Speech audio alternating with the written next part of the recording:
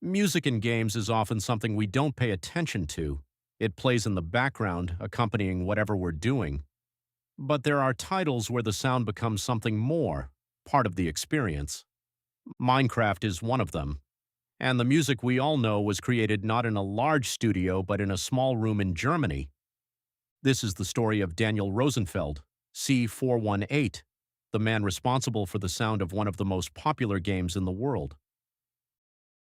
1. Childhood and first interest in sound. Daniel grew up in Germany as a quiet, introverted kid who, instead of going outside, preferred to take apart old appliances and see how they worked. He had no musical training or instruments. Instead, he used what was at hand: a cheap Casio keyboard, a computer with simple software, and a microphone that crackled more than it recorded. What fascinated him most was the ability to do anything with sound, change it, deform it, or even combine it from several other sounds. He wasn't interested in pop melodies or classical pieces. He preferred to seek out something atypical. It was then that his first experiments began: short, sometimes not entirely harmonious pieces, full of abstract sounds. To others, they were strange. For him, they were the beginning of something bigger. 2 first publications on the Internet.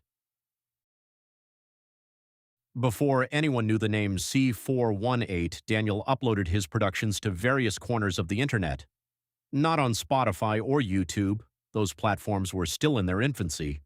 He has published on forums for electronics fans, chiptune-related websites, and game modding blogs. These were small, often forgotten places, but Daniel wasn't looking for fame there. He treated the Internet as a laboratory where he could test new ideas. Each of his tracks sounded different. Sometimes they were melodies inspired by vintage consoles, other times ambient soundscapes, or completely chaotic experiments with synthesizer modulation. He didn't have a regular audience. Most songs were listened to by a few, maybe a dozen people. Comments were rare, but Daniel didn't care. This was a time when he was developing his unique minimal style, something that was later noticed by the creator of a small indie game. 3. How he met Notch. Marcus Persson, known as Notch, came across Daniel's work by accident. At the time, he was working on an early version of Minecraft, a side project that was supposed to be a small survival/building game. Notch scoured the internet looking for someone to create sounds and music for his game. He was looking for someone independent who understood the spirit of minimalism. He came across one of Daniel's compositions and immediately noticed that it was different, not overdone, simple yet emotional in a way that was hard to find in other composers. So he wrote him a message. "Hey, I'm making a little game out of blocks. Your music might fit in. Want to try it?" For Daniel, it was a curiosity, not a once-in-a-lifetime opportunity. He wasn't familiar with Minecraft, nor did he know the game would grow to such a scale. He agreed because, why not? They established several principles of cooperation. Full artistic freedom. Daniel creates what he wants and Notch chooses. Lack of formal contracts at the corporate level. No pressure, no deadlines. And most importantly, C418 has full rights to his songs, which means that if someone wanted to use it, they had to pay him. Thus began a collaboration that changed gaming history. 4. Music creation process. Developed. The first versions of Minecraft were soundless.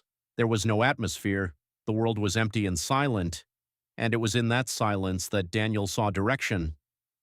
He created music in his room using basic equipment. Instead of large synthesizers, he used software plugins. He modified sounds in DAWs, experimenting with filters, volume limits, and echo. What was most interesting was that he didn't write typical game music. He didn't compose action or combat themes. Instead, he composed pieces that could work on their own, as ambient miniatures.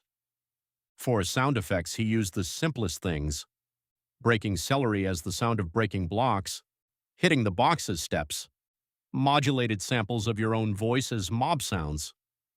The music was intended to appear infrequently and randomly so that the player would never know exactly when to expect it.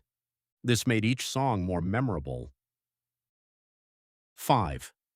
Development of cooperation, solution, relationship. As Minecraft began to grow, Daniel and Notch's work still looked very simple. There were no meetings, video conferences, or corporate information flow. The cooperation was based on trust. Notch said, "I like what you're doing. Keep doing it." Daniel added more songs and Notch inserted them into the game. It was the perfect relationship between two indie creators. One was playing the game. The second one made music. Neither interfered with the other's work. And C418. He was earning more and more from copyrights.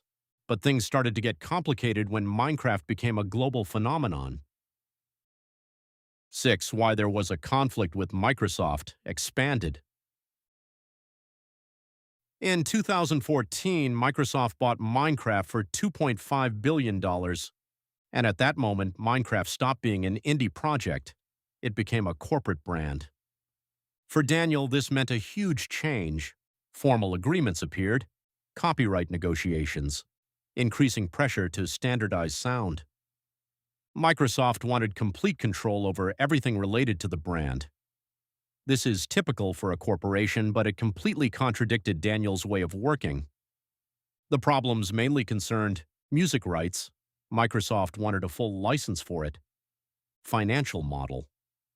Music has become part of a product worth billions, controlling new audio updates. Daniel had no influence on the further development of the game. A different style of work. Microsoft worked on a design basis, Daniel on an artistic basis. The relationship gradually deteriorated, and Daniel, no longer feeling the freedom or recognition he had with Notch, withdrew from the project. Ultimately, his music remained in the Java edition, but he no longer participated in any new updates or sound design for Bedrock Edition. 7. What is he doing now? Today, Daniel works completely independently. He creates albums, usually experimental, ambient, full of abstract sounds. His projects are smaller in scope than Minecraft, but they allow him to do exactly what he wants. He has released several conceptual albums, collaborates with indie artists, and is active in the experimental electronics community. He is not a celebrity, he does not seek publicity. He prefers to work quietly at his own pace, just like he did before he met Notch. Finale. What's next for C418? Today, Daniel Rosenfeld, C418, is in a completely different place than when he created Minecraft. After the game's enormous success, he stepped away from the franchise, but not from his work. He continues to compose, experiment, and develop a style that's unmistakable.